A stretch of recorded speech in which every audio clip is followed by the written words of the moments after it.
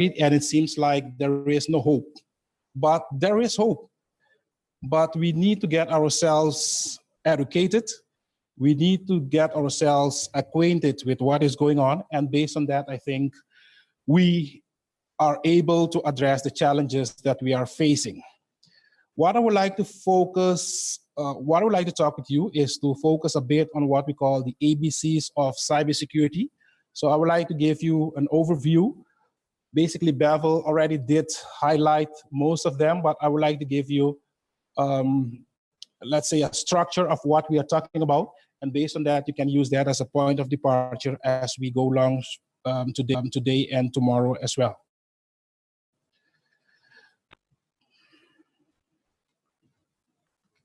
Where should I point, right?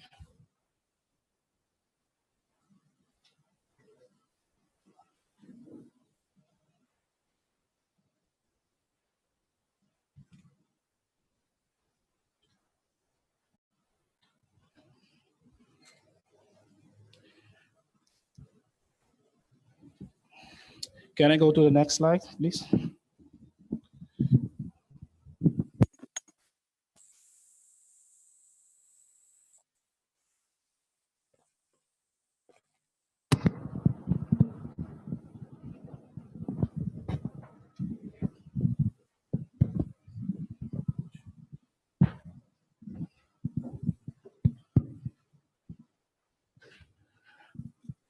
So maybe you can just, the next one, yes. To talk with you a bit on the internet society, given that we are here, it works now?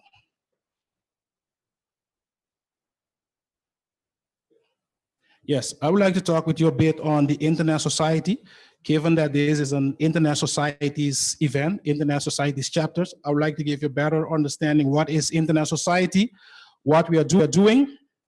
And then I would like to highlight also what we call the Internet 3 operational layers. This is very important for us to understand when we are talking about the internet, what we are talking about.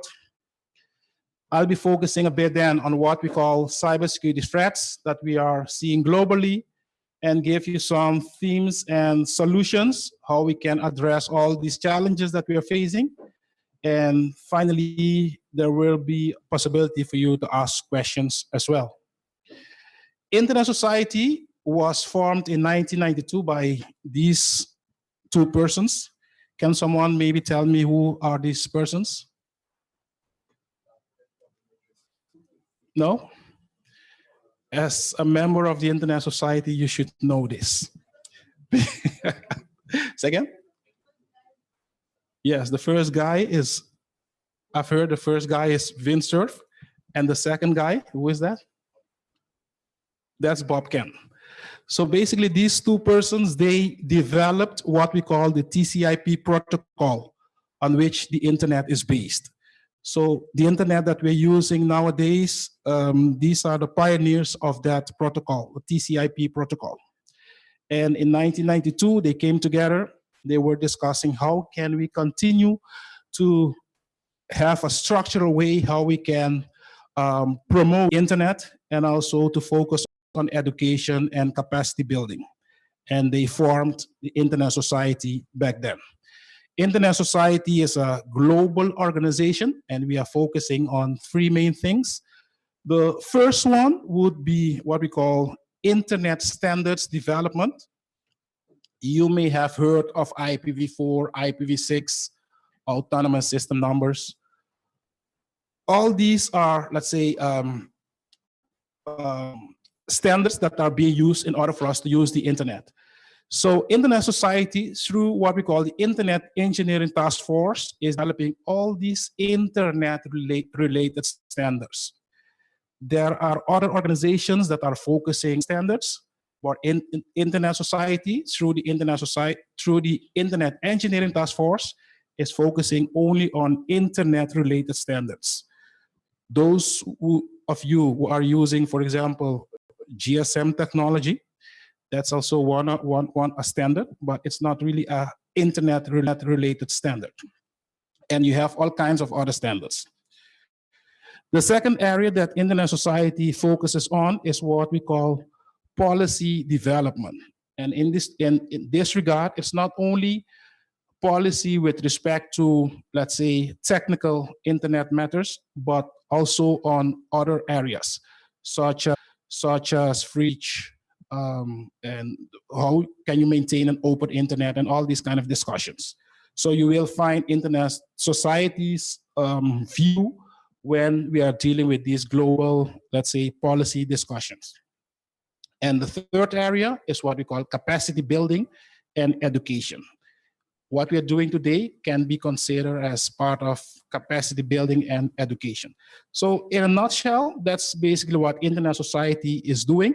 And we do have local chapters that are, let's say, I know especially in St. Vincent and the Grenadines, people are believers, and you may consider that as a church, right?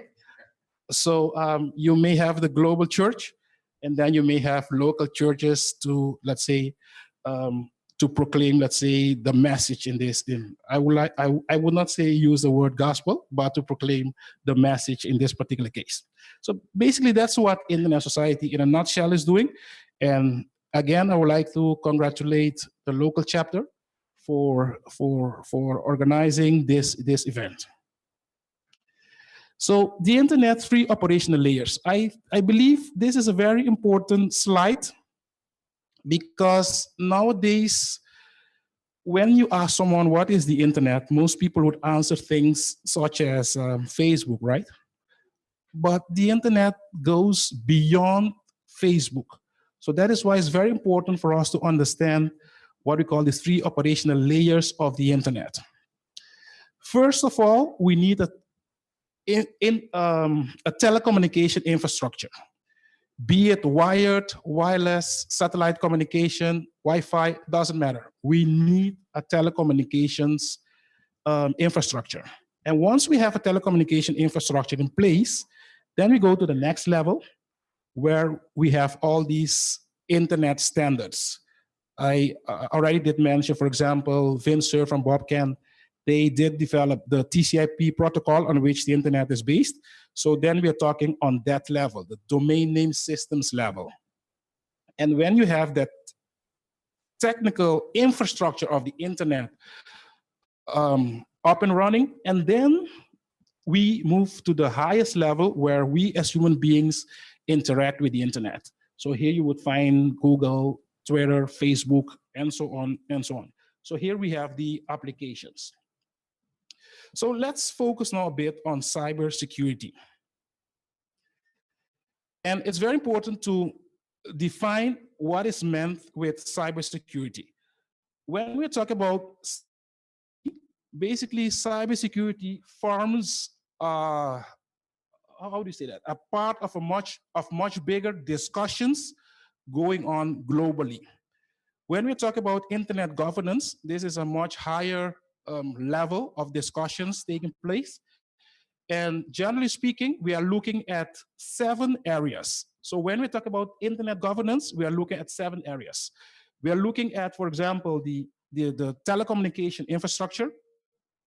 So we are looking at legal discussions.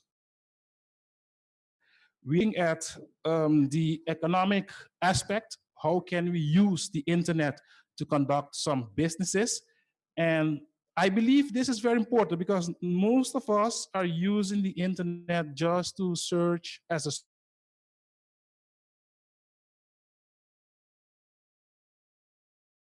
use the internet to generate some money or do some businesses.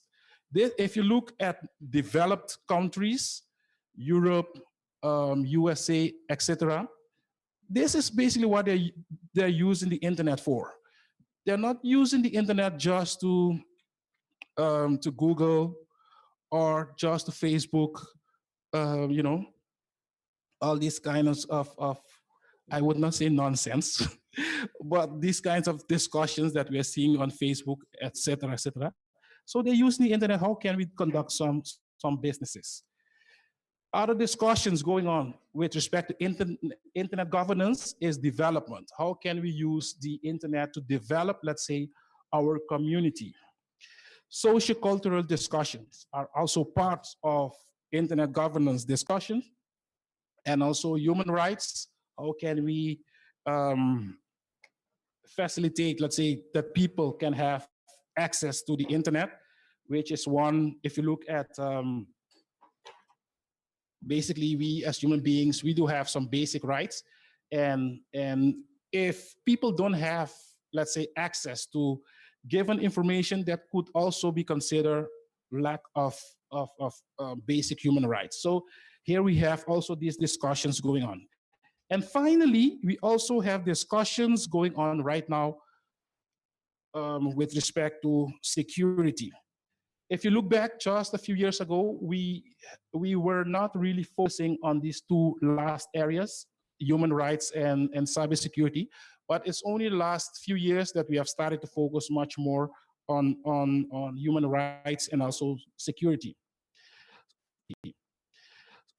There are a lot of this definition with respect to cybersecurity, but we can use this as a point of departure. Cybersecurity refers to preventive methods to protect information from being or attacked in some other way. So we see information being stolen, compromised, or attacked in some other way.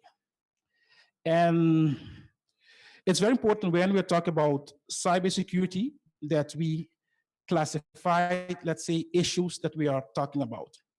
The first one is what we call a type of action. So here we take a look at the type of action that is taking place. For example, data interception, interference, illegal access, spyware, sabotage, denial of service, identity theft, etc., etc. So here we take a look at type of action. The second one is what we call a type of perpetrator. So here we take a look at the human being committing the act. We can define them as criminals, anarchists, hackers.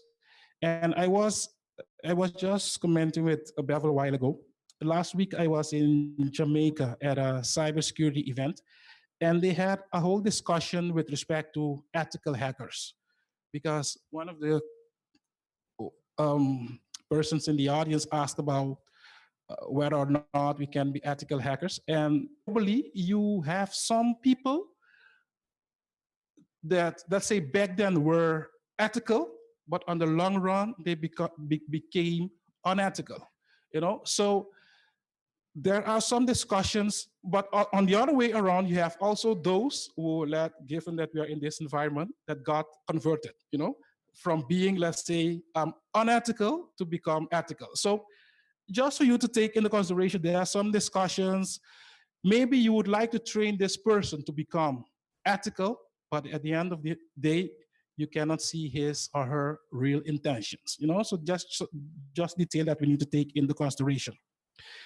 You have those, what they call terrorists, secret services, defense, military. And I did put also some governments, because you may have some governments that are also can be classified in this group. Basically, they're using the same tools that others are using to, let's say, to hack or to prevent their citizens access to the internet. And the last type is the type of, we have individuals, just people like you and me, private companies, civil society organizations, media, public institutions, and nowadays critical infrastructure. That's very, very important. So again, we take a look at the type of action, type of perpetrator, and the type of target. So this is the way how we can classify or map what we call cybersecurity challenges.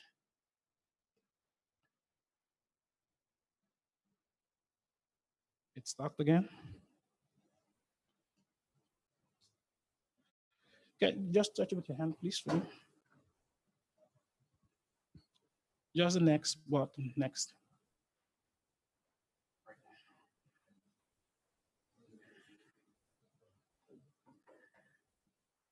Can you just use the arrow, the next one?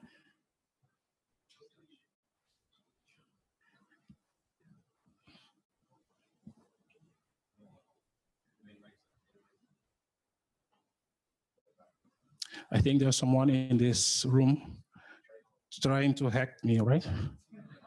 Okay. So when we talk about cyber security, basically technical aspects, they are important, but most importantly is what we call the economic impact. And Bevel already did mention it.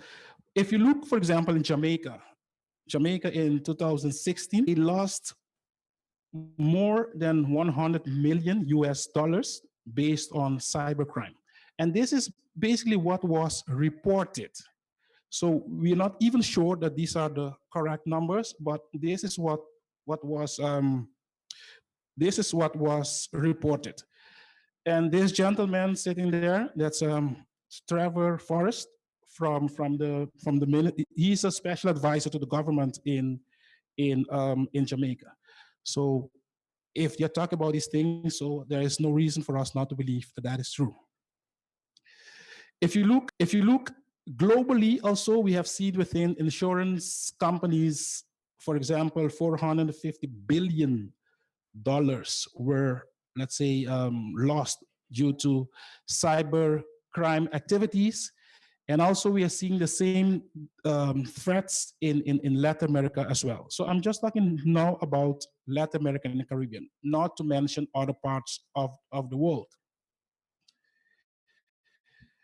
And in addition to the economic, let's say, impact, we have some social impact as well. Right now, you have more than 1 million of victims per day when it comes to cyber crime activities. And this is much more than the number of babies that are born, newborn babies. So 1 million of victims a day. We have seen also, for example, 589, so almost 100 million of people affected with respect to cybercrime.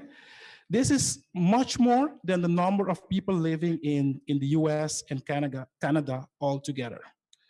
So we see this has a very big social impact when it comes to cybercrime. So let's take now a look at let's say the threats that we're seeing nowadays in a more, let's say, structural way. So the first one that we are seeing is what we call the malicious software, malware. Whenever you have a given software, malware stands for malicious software or unwanted software. Whenever you have a given software installed on your system, and neither you nor your system administrator did install that software, that we can already start to assume we are talking here about malicious software. And there are a few forms. We have, let's see, what we call the virus. We have the Trojan, and we have also the worm. And another development that we are seeing nowadays, but this is just a malicious software, is what we call the ransomware. Remember, hackers are becoming much more smarter, and they are well organized, as Bevel did mention. They have the skills, they have the resources, they are well trained, and he didn't mention that, but in a given country, I'm not going to mention that country because I think he already mentioned it. Most of these hackers, most of them, let's say, have PhD degrees in computer engineering. So most of them. Then you may find a few that have, let's say, master degrees in computer engineering, and just maybe one or two with bachelor degrees in computer engineering. So it's a very difficult task to fight against these people because they are well trained, they have the resources, they have the skills, they have everything, and they have the knowledge. And the only thing that they don't have is they don't have a job, and they have time to think how can they use their skills to do what they are doing. Again, I'm not going to focus on one particular country, but from that particular country, I have good friends there as well. I was just in Jamaica last week with one of them. It's a good friend. But this is the reality. And they are becoming smarter. You know, back then, I mean, um, someone maybe committing an act, a crime, would go to the bank, try to rob a bank, you know. But this nowadays, people are doing these kind of things because the police can kill you, you know. I mean, you have cameras all over the place. They're looking who is that guy committing, a girl nowadays as well, committing that crime. So it's much easier just to use your skills without going to the bank or other less to get that money without going to the bank. And this is what basically they're doing. And this is what basically they're doing. Nowadays, data it's being considered, let's say, the new oil, the new oil, and it has a value. It has a value. So if I can keep your data hostage, and if it's valuable to you, then you're able to pay a few dollars, let's say, to get it back. So that's the new strategy. I'm just holding your data hostage, and it's valuable to you. So if you want it back, you will pay me something, right? So that's the whole ransomware era that we are seeing nowadays. Another threat that we are seeing, and I think this one is very, it could be even, or let me put it like this, it's very difficult, dangerous, this one as well. This one is what we call the botnets. So you may have someone within your network and you don't know that he or she is within your house. For me, that's a more scary thing, right? Because if you see, for example, at the malware, you see, okay, I have a challenge. I cannot get access to my data. But what have a stranger in your house and you don't know that? And that particular stranger has been there for years. It's a very scary thing. Just look at real life. You and your wife in your house, and you have a stranger there, and you don't know that this guy or girl is in that particular in house. So botnets, that's the other threats that we are seeing nowadays. We have also what we call the denial of service. And if it is more in a distributed form, then we call it a distributed denial of a service. Basically, you guys also can commit a denial of service on my person. If I'm talking right now as a non, as Bevel mentioned it, I guess, no, he didn't mention it. The moderator mentioned it. As a non-English speaker, non-native English speaker, let's put it like that. And all of you guys started to ask me questions. It will become very difficult for me to answer. And this is exactly what is being done with denial of service.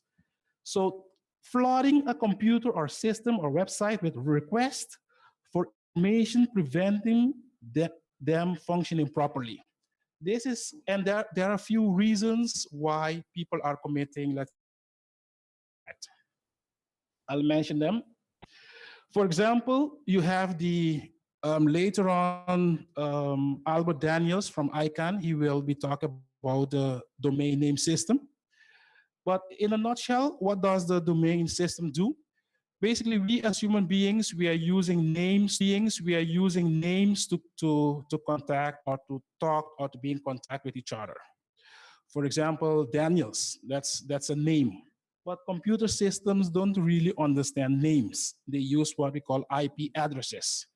So ICANN is the global organization that is coordinating in order for all these names to match with relevant IP addresses. Because if you can access, let's say, if you know a given IP address, then you can also reach that domain name. Domain name is just a fake thing that we as human beings are using. But the real resource that we need to use, that's what we call the IP address. So ICANN is coordinating that on the global level. A few years ago, I think it was 2008 when I was at ICANN. Back then, we had such a, or people try to attack, let's say, the DNS with it was called back then the configure, yeah, the configure, yes, in 2008. And it was, the focus was more back then on what we call the country code top level domain names. So you may have, let's say, what we call the generic top level domain names like the .coms, .org, .int, etc. But you have also, let's say, local domain names. What is the local domain name of St. Vincent and the Grenadines? VC, okay. So that's a country code top level domain name. In the case of Trinidad and Tobago, that's TT.TT, for example. So there are a few reasons why people are doing this. Some of them just for fun, to show you, okay, you have this big organization and we would like to show you that we can break that system. That's for maybe fun. But nowadays, it's more for business as well, as we have seen, for example, with the ransomware. It's not only for fun, but more as a business. We have seen, for example, the denial of service attacks on web servers, where you have all the relevant internet data allocated. Credit cards. My credit card, or my corporate credit card, was just hacked in September when I was in Uruguay. And just last week, it was hacked again when I was in a Caribbean island. I'm not going to mention the name of the country. So these are things that are being done on a daily basis. And we see also another reason, which is activism. So people are against a given system or government or whatever, and they are trying to show you that we can break that system and then commit what we call a denial of service attack. One of the other ones that I think was mentioned also this morning is phishing engineering. My good friend over here asked about this. And basically, phishing is social engineering, because at the end of the day, you are the one that are just giving your information away to that particular person who is asking it. Of course, he's trying to trick you in one or other way, but at the end of the day, you are the one that is giving them away your information. So phishing is another threat that we are seeing. And here are a few examples how we can real life examples of phishing. E-scams. There is also in the Caribbean, again, I'm not going to mention country, but in a given area of one very nice Caribbean island, I didn't mention anything. Okay, so that area is well known for their e-scammers. And basically what we have seen in that particular country, till a few years ago, they were not really talking about cybersecurity. Until the email of one of the ministers was hacked, and then they've started to focus a lot on cybersecurity. So e-scams is one of the other threats that we're seeing, and you may get them in all kinds of forms, but at the end of the day, it's just an e-scam. Now, I would like to focus now a bit more on a message of hope, because as what we have seen this morning, this seems very scary, right? When we are talking about cybersecurity, but there is hope as well.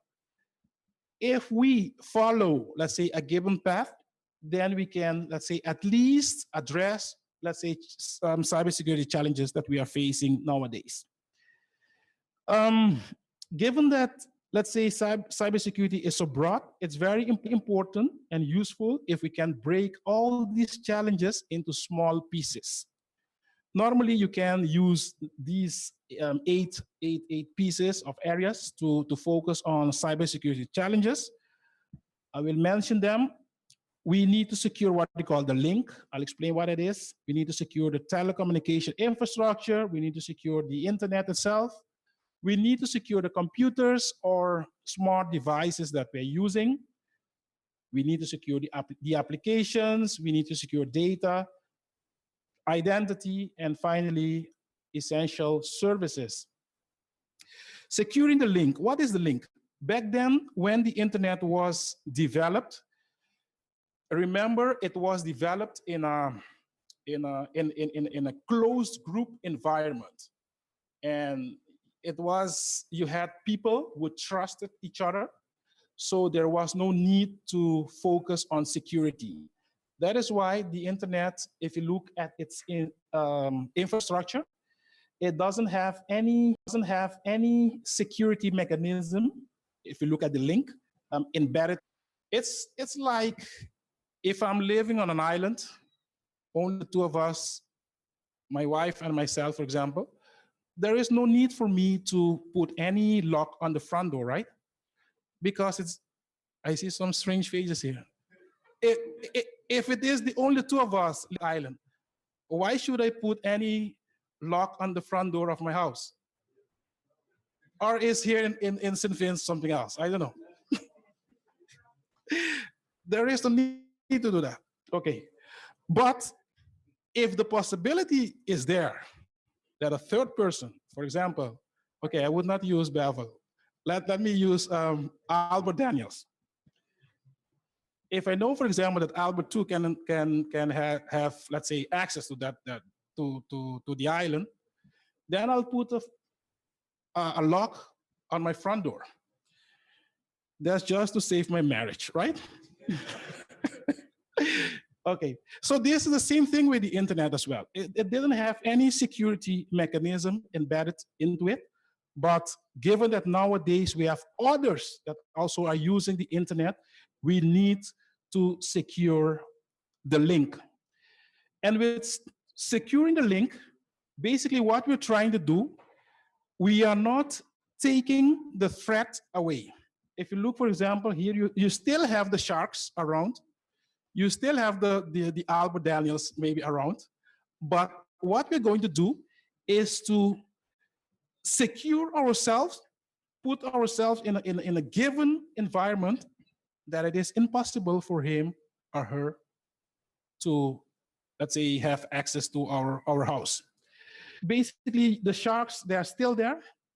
The threats are still there, but they don't have access to those that are in that closed and secure environment. And this is all what we are using, for example, encryption. Encryption is all about the threat will continue to be there, but we are going to, let's say, create a tunnel around, let's say, the data that we like to protect. And there are a few ways how we can do this. Those of you who are a bit more technical. We can, let's say, encrypt on what we call on the data layer. And then here we have a few ways how we can do that. MACsec, Wi-Fi protected access, etc. We can encrypt on the IP layer with IPsec, and we can encrypt also on the application layer. But what you need to remember with encryption, what we are doing is just to put a tunnel around, let's say, the data, and the threat will continue to be there, but we will be in a safe environment. We need to secure telecommunication infrastructure. This is one area that most of the times, especially when we're talking about the internet, we are not focusing much on the telecommunication infrastructure. But remember, without telecommunication infrastructure, you cannot have internet access neither. You need to have a telecommunication infrastructure, be it wired, wireless, satellite communication. You need to have a telecommunication infrastructure in order for us to have, let's say, internet. Sometimes in other countries, this is not St. Vincent, of course, you can just walk around and touch, let's say, all these telecommunication cables. What about if someone would like to commit sabotage? It's very easy. While we are trying to protect our data, but very easy, someone can just cut that cable and commit sabotage in that particular country. So we need to find ways how to protect and to secure telecommunication infrastructure. We need to secure the internet itself. And when I'm talking about the internet, I'm not talking about Facebook, I'm not talking about Google, I'm not talking about Twitter. I'm talking about the names, the domain names, and I'm talking about the routes that we're using. Because basically, two main areas we are seeing within the internet. You have the names, the apollo.com, for example, the bevel.tt, albert.lc. So these are the domain names. We need to find ways how to protect them. But we have also routes that are being used in order for the traffic to be transported from one area to the other. That's the way how the internet functions. So we have the names and we have the routes. So we need to protect the routes as well. And there are two technologies out there that can be used. I think Albert will really talk about DNSSEC later on, I guess, from ICANN.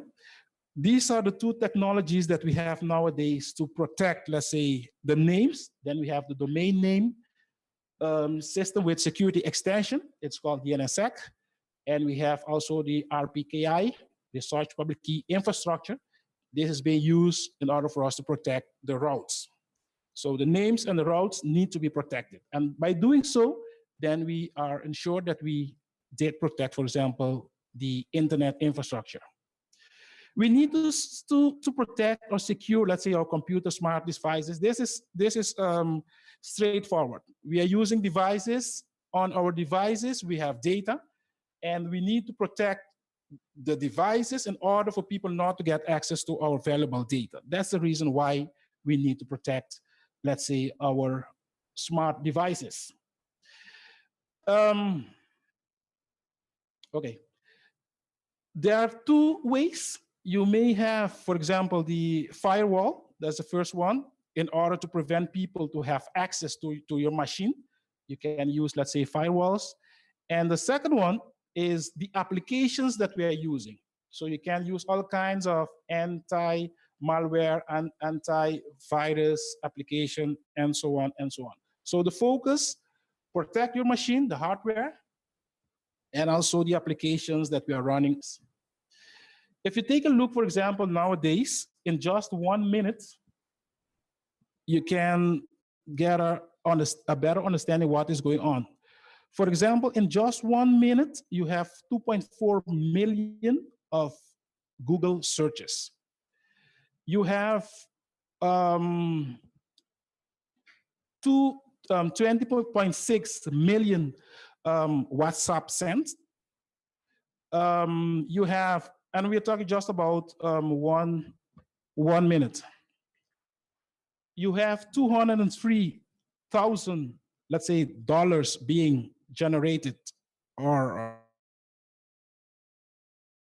minute, and we have some other examples. So here we have a lot of applications. All these are applications that are being used globally. So we need to find ways how to protect them. Or the owners of these applications, they need to find a way how to protect their applications. If you just take a look at one application that we are using, or most of us are still using, is the what we call electronic emails. That you know, for example, that 90% of emails are just spam. And that is why we need to use, let's say, spam filters to protect ourselves against all these spams that we are receiving on a daily basis. And we need also to protect, let's say, web applications using, for example, web application firewalls. This is just one example, but all the other, let's say, examples that I did mention, all the other applications, all of them, they need to find a way or the other to protect their particular application. And data is nowadays is the new oil. Data is money, data is everything. And that is why all these malware attacks are focusing on getting your data. And we can use, let's say, the same examples that I did mention before, but also encryption, which is very important to secure your data. Another aspect that we need to focus on is to secure your identity. Whenever you go to a website on the internet, you leave traces behind. And this is something very important that we need to take into consideration. This is the way how, for example, law enforcement agencies can trace back one particular person, what he or she has been doing on the internet.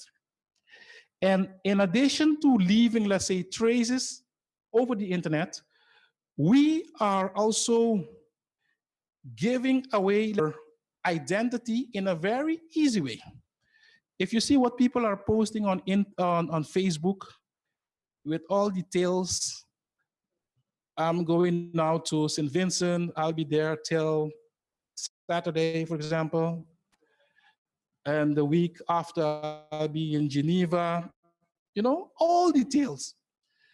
And still, we are asking ourselves, how did they break into our house when we were not at home?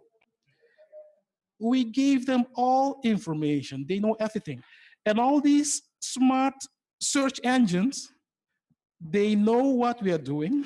They know the websites that we are visiting. And based on that, with very intelligent, let's say, programs, they can start offering you, let's say, giving you some offers with respect to what you have been looking at. Like to buy a new car, for example, and they know you have been visiting all these websites of all these cars, given that they already have a profile of this particular person, they know what kind of car they can offer this guy or girl. For example, if I would like to buy a new car, I'm sure I will get offers from maybe Toyota or Hyundai. But if Apollo would like to buy a new car, a Mercedes, a BMW, you know, because they already have a profile created from this particular person. And basically, we are the ones that gave them all information needed. So again, this is a very scary world, but there is hope. But we need to protect ourselves. And one of the very important areas nowadays is also, let's say, privacy, especially when it comes to the Internet of Things.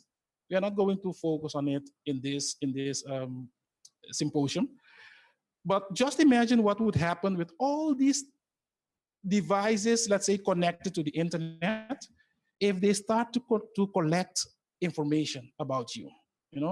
So and whenever you connect a given device to the internet, it becomes part of the global internet. So it's not, when you have a smart TV, it's not you watching the TV can be watching you as well. You understand? So whenever we connect a given device to the internet, it becomes part of the global internet. And that is why privacy is very important when it comes to Internet of Things. And finally, we need to protect what we call essential services. Each country should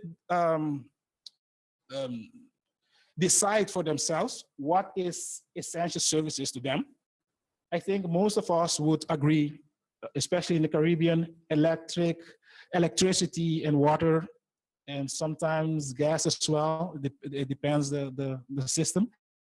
These are essential services. So we need to find ways how to protect these. And if you are in a more financial environment like Barbados, Cayman Islands, Bahamas, Curacao as well, that this is just a side talk. Did you know, for example, that I'm not sure, yes, I'm from Curacao, so I'm mentioning it. Did you know that the offshore business was developed in Curacao? it was developed by a very smart lawyer and economist. So this guy had those two skills. He was a lawyer and he was an economist. And you know how it goes with lawyers. They know exactly how to find all these loopholes, right? And you know, when you have the skills, you understand the business of money. So he combined these two skills and he developed this whole offshore concept. And at a given moment in time, Curacao started to make a lot of money with offshore, and other countries, given that Curacao is still part of the Dutch kingdom, and with the US, they decide, okay, this small country cannot continue doing this thing. So they put some locks on it in with another shape. But in any case, still we are seeing a lot of financial sector with businesses going on in the Caribbean. So we need to find ways how to protect this. So with that, I think I did cover most of the threats and opportunities that we're seeing. At Internet Society, for example, global, we believe in what we call the collaborative security approach. And I think Bevel did mention that in his presentation. When we talk about Internet Society, about cybersecurity, all of us need to work together. So this is not a challenge or a problem that only one organization or one country can solve. All of us, governments, business community, academia, all of us need to come together to see how we can address the challenges. And if we do that, using, for example, the 8 areas that I did focus on, I think we can use that as a good point of departure. With that, I thank you very much. Sorry, I just got to speak a bit easier. All right.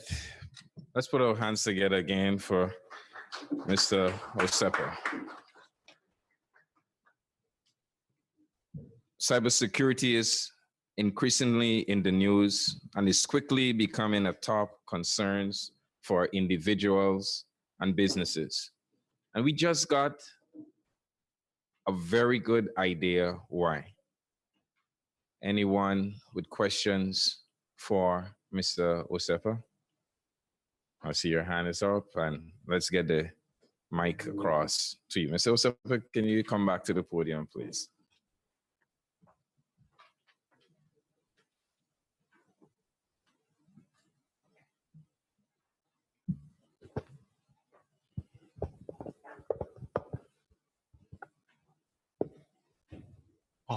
My question is, there's a lot of policies being implemented in this day and age to combat and to the internet and cybersecurity, right?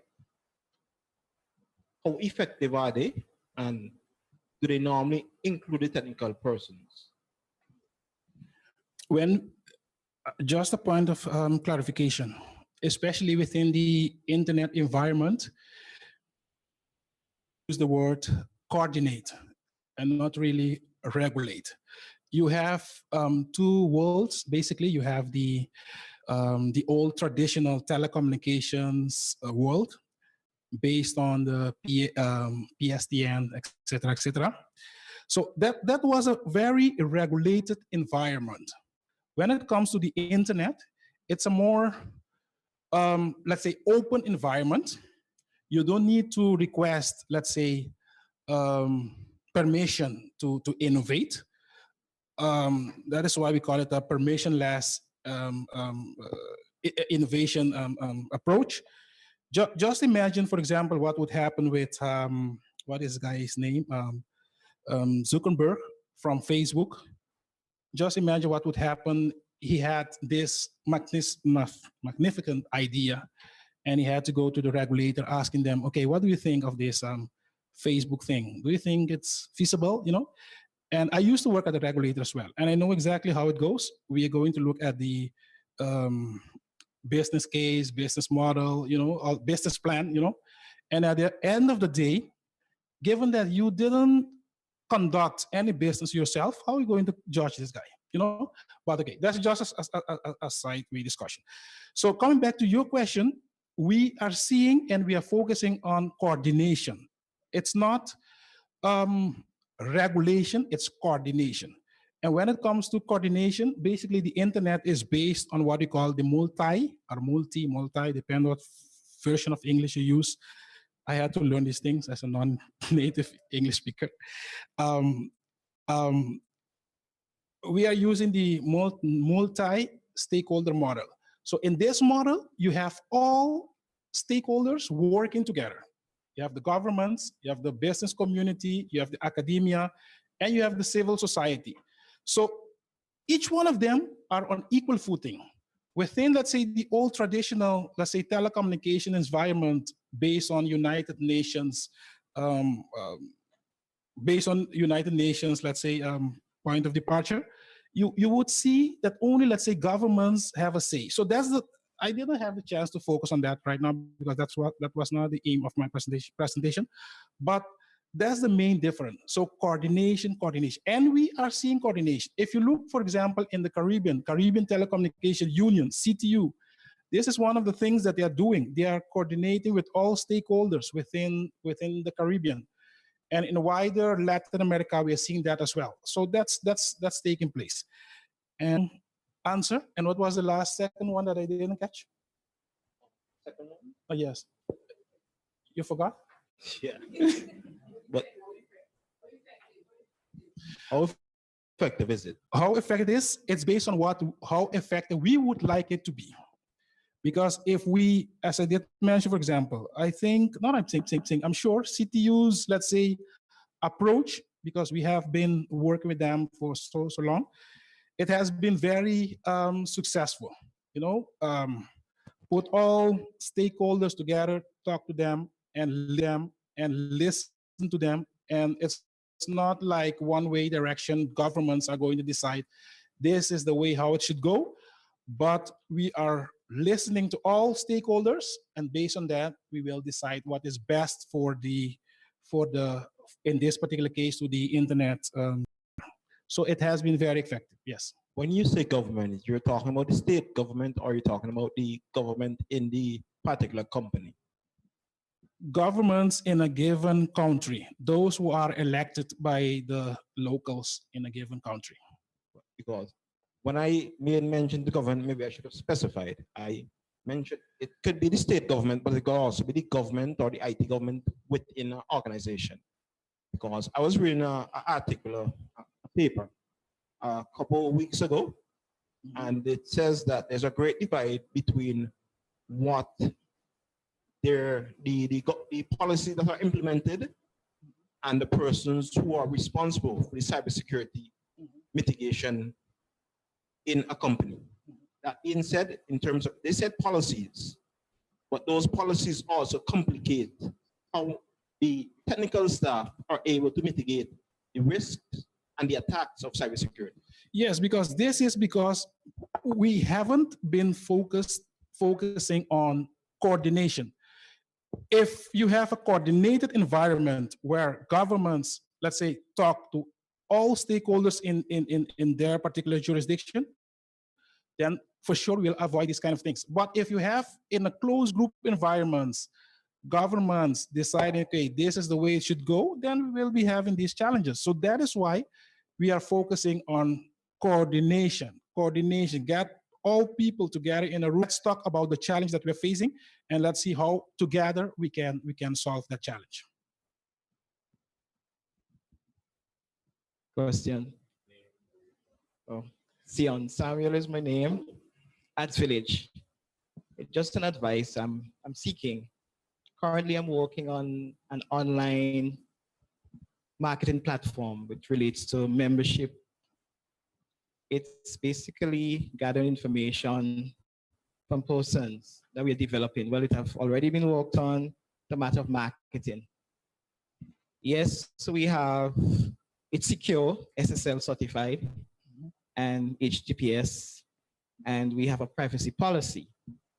But all the persons are given to us, when they log in, they use a Facebook to log in, they use a Gmail, but all we have in from them is just the email address and the numbers, phone numbers. How, or what best advice would you give me or us as we go forward?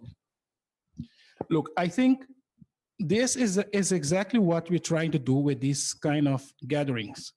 Right here in this room, we have some people who have been, Stephen Lee, I'm looking your direction. Right here in this room, and also Bevel Wooding, but I'm focusing a bit more now on Stephen Lee. We have people who have been doing these kind of businesses, or if they haven't, they have contact with all these people who have been doing this kind of businesses. So it's not for you to develop the wheel from scratch, because they have been doing it. And I would like to advise you, maybe when we have the break, talk to him. And he has contacts, I'm sure, with people who I can give you, for example, some ideas, but this guy has been doing it. So it's better just to talk with him. Okay?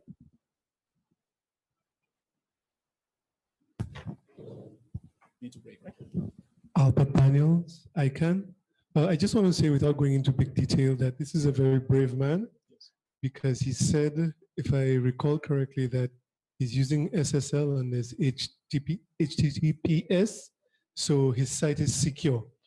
We can talk about that a little bit more later on, because I would not completely agree with you completely, simply because you're using SSL and HTTP. Basically, in his presentation, so on DNSSEC, he will be talking on these things. Okay? So thank you very much. All right, let's put our hands together again for Mr. Osepa. At this time, we're going to move swiftly. Into our next section, final section for the morning.